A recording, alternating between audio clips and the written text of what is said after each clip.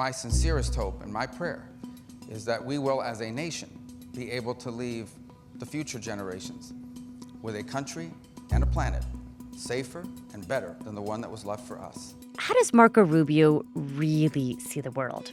And is he simply executing Donald Trump's foreign policy or shaping it? Rubio was once one of Trump's fiercest critics, yet today he serves as his loyal Secretary of State and the face of American diplomacy. So who is the real Marco Rubio? From the BBC, I'm Asma Khalid in Washington, D.C., and welcome to The Global Story, our show about where the world and America meet.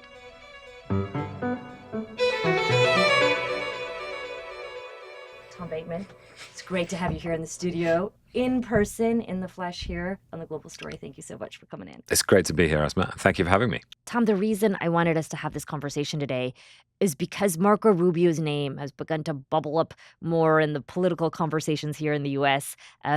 As a possible presidential candidate. And I covered the 2016 election.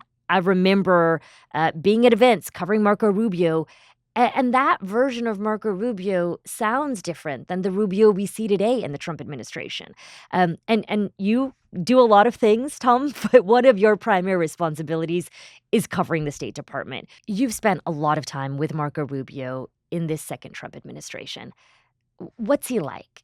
How would you describe him? Well, I think the first thing I'd say, from the perspective of one of the traveling journalists, is he is incredibly at ease with being in front of reporters. My kind of comparison was covering the tail end of the Biden administration, where I had just over a year. Antony Blinken was the Secretary of State then, yeah. Exactly, traveling around and following Blinken. He's very comfortable with the press around him in a way that I found Antony Blinken never was. Blinken, they used to prep him for ages. He spent an hour and a half often doing prep before a press conference. Rubio, on the other hand, is completely different. He's very comfortable just strolling to the back of the plane and chatting. He is very comfortable just arriving on the tarmac, getting out and talking to the reporters there. I mean, I guess in a way it's quite in keeping with the administration. That's quite Trumpian. It's what the president does all the time. And I think it's sort of interesting that Rubio, as one of the very senior cabinet members, does feel a sense of autonomy to speak his mind and to basically build up his profile. And I think that's why, in a sense, what struck me is you really have to see just about everything that Rubio does in this role as part of his wider ambition, which is to become president and run for the Republican nomination. So, Tom, we want to spend a bulk of this conversation looking at how Marco Rubio sees the world and how the world sees him. But I think before we dive into that, it is worth just a brief exploration of why Marco Rubio got into politics. Well, he is this mold breaker, not just in the Republican Party and the Republican movement, but in American politics at large. I mean, he's the first Hispanic Secretary of State, he's the first Cuban American Secretary of State.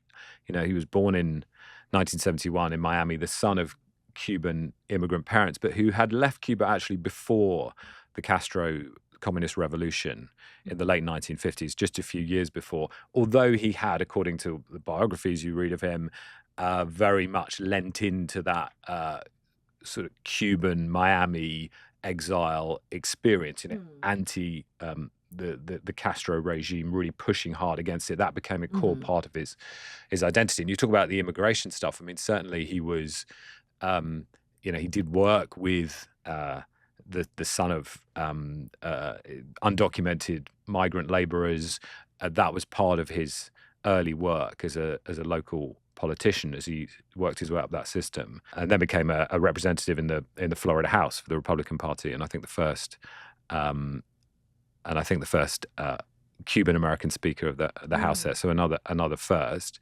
The other key part of his identity has been his Catholicism. So he's raised a Catholic in Florida, actually converted to Mormonism when the family spent a few years in Las Vegas, and his extended family there, some of them were Mormons. But then he returns to Florida later, and they became Catholics again. And I think there is something there, and again, it's in some of the biographies of that early phase, about this idea of sort of needing to fit in identity-wise, but that idea that he is able to kind of shape-shift and to shift position and then being swept along with the MAGA revolution in the Republican Party. And now as Secretary of State, you've seen a lot of changing positions, particularly as he's become Secretary of State under Trump. I mean, it's rather remarkable to me that he is the Secretary of State in this second Trump administration, just given the amount of, I think it's fair to say it's sort of like bad blood that felt between the two of them during the 2016 election cycle. Yeah, I mean, when you look back at, I mean, it's extraordinary when you look back at the clips now, because yes, it's widely remembered. Of course, Trump was calling him Little Marco. He was calling Trump a con man and a con artist continually throughout that campaign, and was then humiliated totally by Trump because he was trounced in Florida in his own state in the primary. And then obviously had to drop out as Trump took the nomination.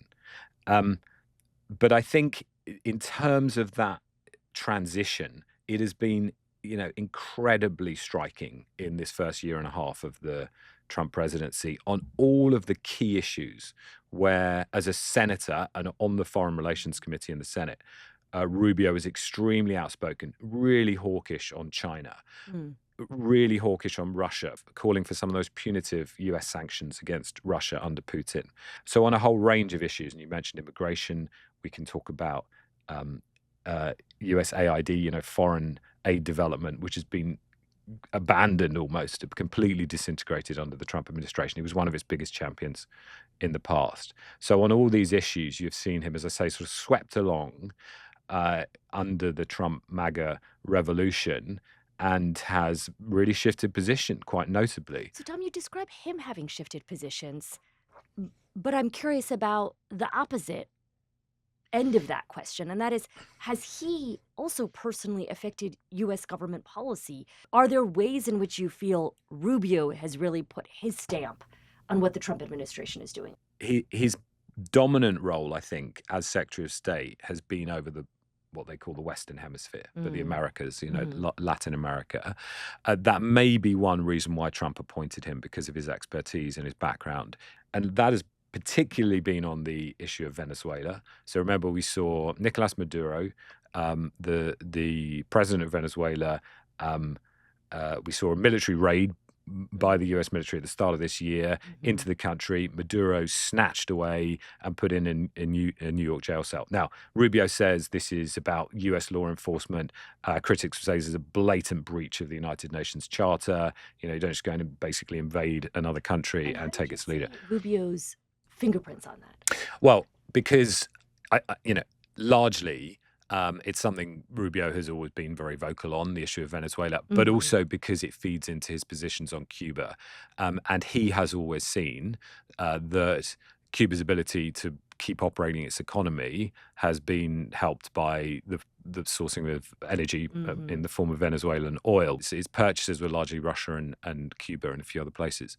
That's been cut off as Trump has taken control of the Venezuelan oil industry. So I think Rubio has a key role there. I mean, you heard people calling him the viceroy of Venezuela.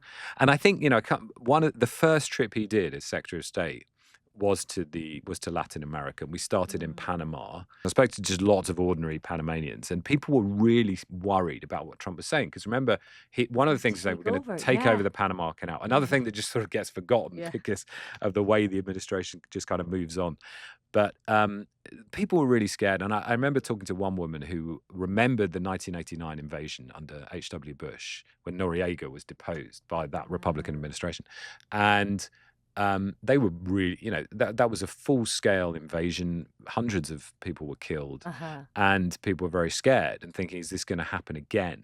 Because the administration has its sights on the canal. So it was reigniting all these old fears. And suddenly Rubio appeared, and the first sight we got of him was at the canal when the press we'd been sort of kettled into this area by a lock.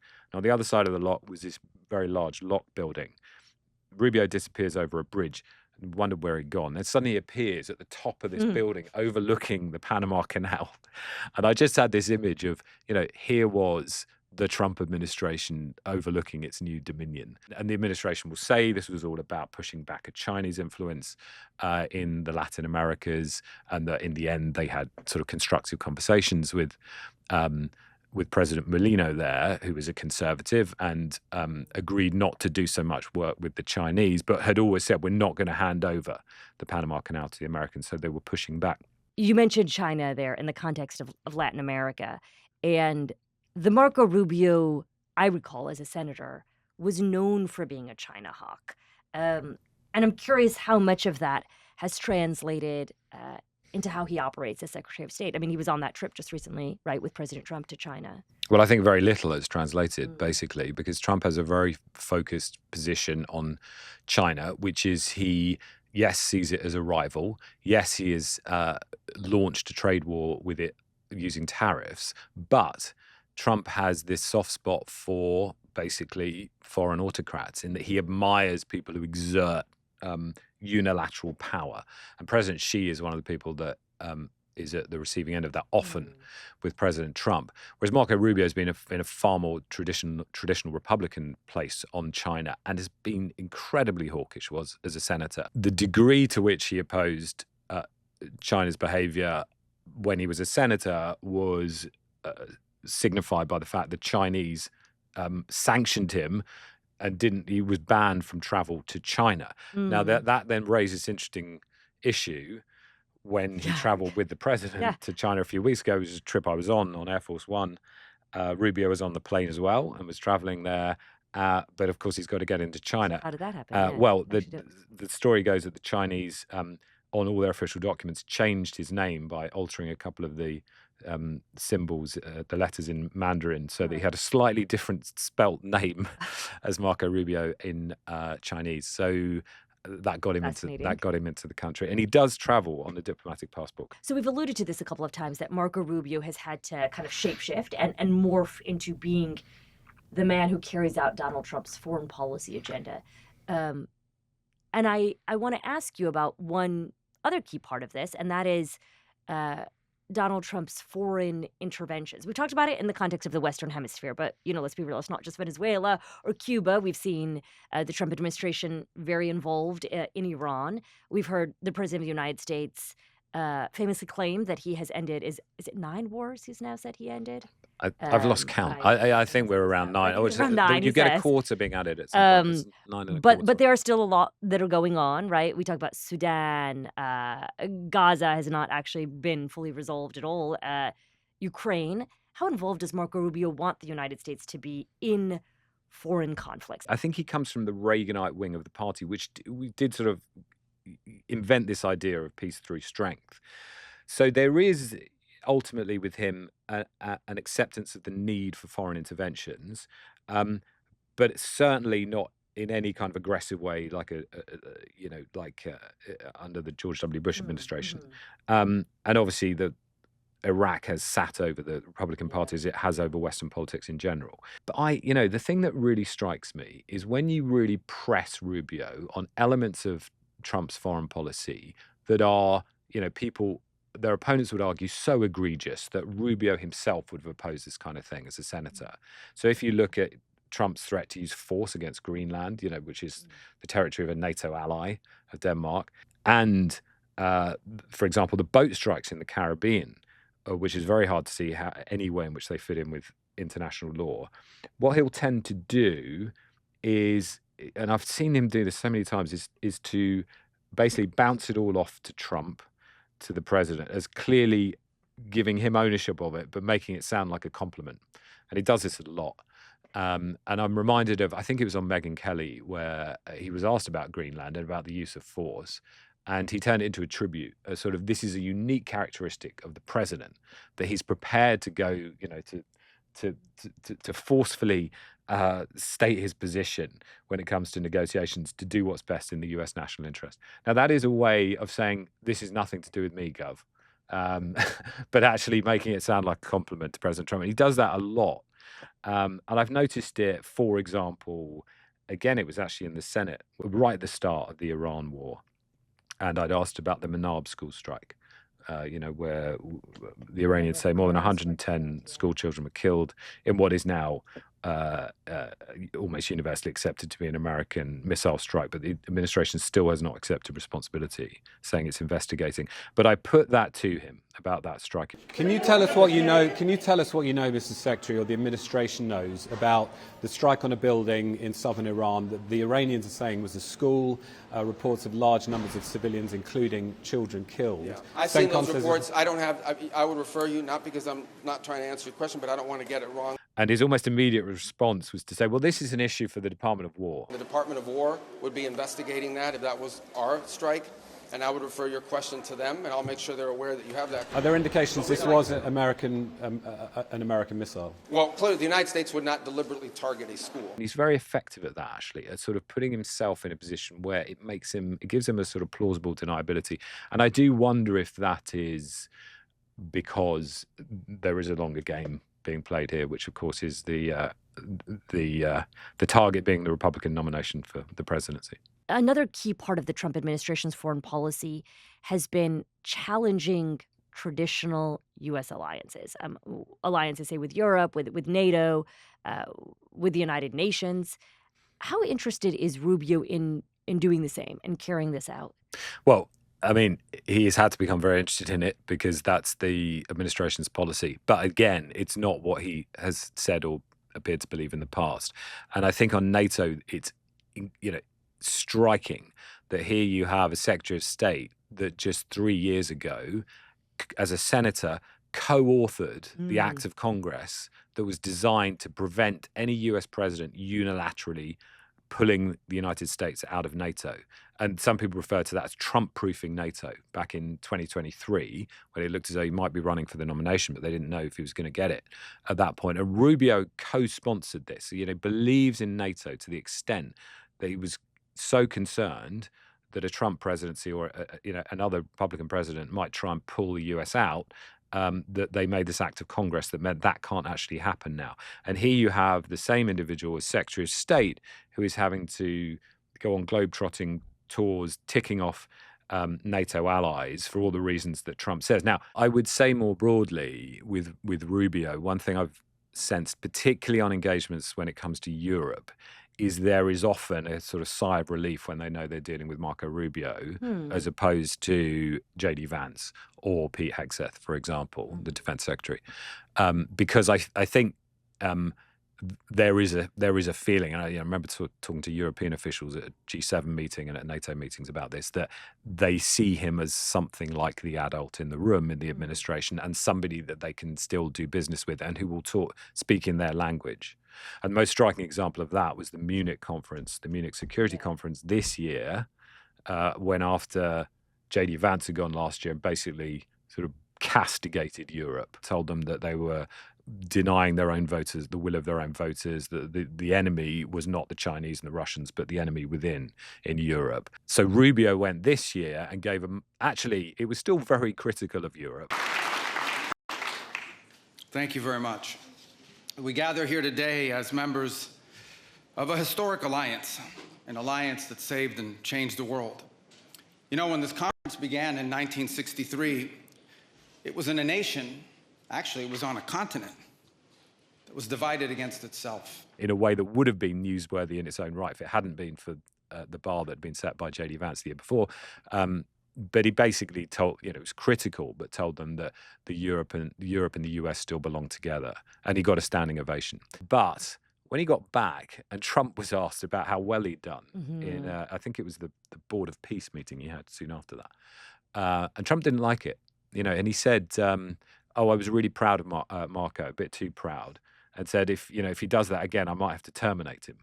So, it gives you a sense of how you have to be very careful in the Trump administration as he sets up some of his senior officials sort of vying against each other. Who's going to get the nomination in ahead of the next presidential election? But what's he like in conversations with foreign counterparts, and how do they view him, especially in comparison, let's say, to some of the other key members of the Trump administration? We're talking about like Witkoff, Kushner, JD Vance even now, who's playing a more prominent role, let's say, in possible Iran talks, the vice president. Well, he tends to be very, very at ease. But He can be pretty tough, and I noticed that most recently with Mark Rutte, the head of NATO, when we were in Helsingborg in Sweden for this meeting a few weeks ago. And I'm not sure if this is just his general mannerism, but he does not crack a smile often. Rubio was there to deliver a tough message from the president. Trump is aggrieved at NATO at the moment because he perceives they didn't help him when it comes to the war in Iran. But if you kind of get to a question that he doesn't like, he will start to push back, and it can feel a bit aggressive. I mean, again, I asked him about the fact that the war had been started against Iran during the daytime on a Saturday, which is the start of the working week. Now, that was a choice, presumably because they had intelligence about the whereabouts of the supreme leader. What do you say to those who will accuse the administration of unleashing a reckless action because of when this war was begun? What it meant was that millions of children were in schools in Iran. Now, if you were trying to minimize civilian casualties, you would not start a massive aerial bombardment campaign during the daytime. You would do it at night and go after your military strategic objectives. That was a long question and said a lot of things I don't agree with, and I'm not going to speak to military tactics simply because that's not my department. Rubio did answer the question, he rejected the premise of it and so on, but then said, well, I think the BBC and other media should be concentrating on all the evil things that the Iranian regime is doing. That's what you should be asking me about. That's what the BBC should be covering. And that's what these other media outlets should be covering, is how evil these people are in Iran and the damage they've done to people all over the world. Now, the irony with that is actually that the BBC's Persian service is one of the very few international broadcasters that can be received inside Iran and does extraordinary work on what the Iranian regime is doing.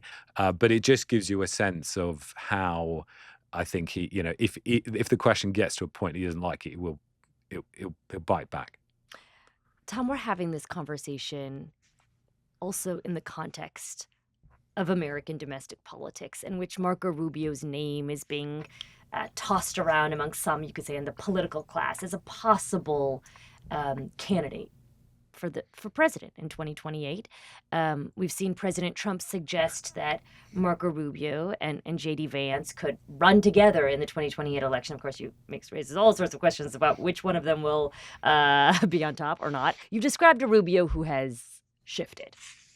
And that makes me wonder, if he were in a more powerful position, what would he be like? I think we know where his instincts are because we've seen those over time when he's had more freedom of maneuver as a senator. And those are the things I've talked about. He is hawkish. He's traditionally hawkish on Russia. He's traditionally extremely hawkish. You get the sense he truly still believes on China. Yeah, absolutely. But I think the wider question is hard to answer because it depends on what is going to happen with the Republican movement in the United States. And that is not unique in any way to Rubio, because we've seen this dilemma with politicians of all stripes, where you've had populist revolutions basically within Western democracies, both on the right and left. Where do those more traditional figures sit? And they either often have to adapt or die in that environment. And I think we've seen Rubio adapt and in a very high profile and prominent and powerful position. The question then becomes, what happens, to the Republican Party and its supporters post-Trump? And we don't know the answer to that question. That's going to be an absolutely sort of key moment. But you can see how Trump was already setting up, which he always did in his companies, vying chief executives and others off against each other, keeps him in a powerful position, but it also makes an interesting question about the succession. So Rubio's clearly in the mix, and Trump will often talk about Rubio in the same breath as JD Vance as the successors. But I would sort of come back to this point that I would see most of the way that Rubio operates, particularly on some of the most contentious and difficult issues, through the prism currently of this being an elongated campaign for the Republican nomination. So he wants to be president. I think that's almost inevitable. Well, Tom, thank you so much. And thanks for coming into the studio. I really appreciate it. Thank you so much for having me. And that's it for The Global Story on YouTube. Thanks for tuning in. If you liked our show today, then I've got to mention that The Global Story is also available as an audio podcast. You can find us every weekday on bbc.com or wherever you listen.